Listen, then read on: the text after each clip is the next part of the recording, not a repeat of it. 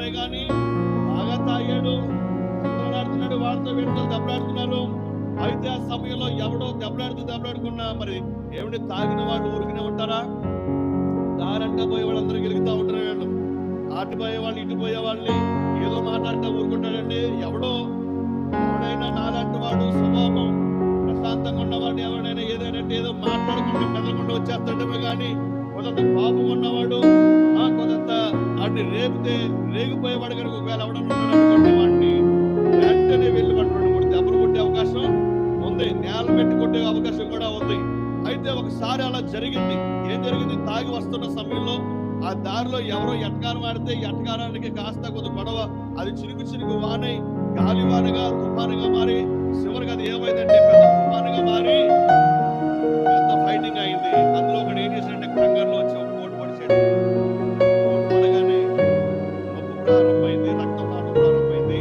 ఆ రక్తం చూసి పరిగెట్టుకుంటూ పారిపోతున్నాడు. ఎక్కడ పారిపోవాలి? ఏం కాపాడుకోవడానికి?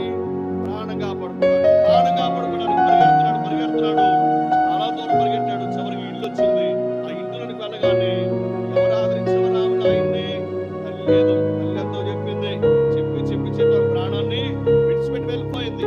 ఆ రోజున రక్తం కారిపోతా ఉంటే ఆ మంచం మీద స్పృహలో పడిపోయినప్పుడు ఆ మాటలన్నీ గుర్తొస్తున్నాయంట ఆయనకి. నేను స్తోత్రం కలుగునిగాక. ఎప్పుడు గుర్తొస్తా ఉన్నాయి? ప్రాణం పోయే సమయంలో అయ్యో నా తల్లి మాట వినంటే నీ పరిస్థితుల్లోకి వెళ్ళేవాడిని కాదు కదా. నా తల్లి మాట వినలేదు, నేను నా తల్లిని లెక్క చేయలేదు, నా తల్లిని తన్నేవాడిని, కొట్టేవాడిని, తిట్టేవాడిని, రకరకాలుగా మాట్లాడాను. కానీ ఏ రోజు నా తల్లి చెప్పిన మాట ఏ రోజు నేను వినలేదు అని బాధపడడం ప్రారంభం చేసే కొద్ది సమయానికి అనుకున్నాడంట ఒక మాట ఉంది కదా, నువ్వు కనుక దేవుని కనుక నమ్ముకోకపోతే నువ్వు ఖచ్చితంగా దిక్కులోనుడు అయిపోతావు, నువ్వు ఒంటరివాడు అయిపోతావు అని చెప్పినప్పుడు, అయితే నువ్వు ఒంటరివాడుగా ఉండకుండా ఉండాలంటే, నువ్వు దిక్కులేనుడు అవ్వకుండా ఉండాలంటే ఇప్పుడు ఎవరు కావాలంటే ఆయనకి దేవుడు కావాలట. దేవుడి స్తోత్రం కలుగునుగాక. నిజ దేవుడు కనుక లేకపోతే నువ్వు నిజంగా ఒంటరివాడివే, నువ్వు దరిద్రుడివే అంటుంది వాక్యం.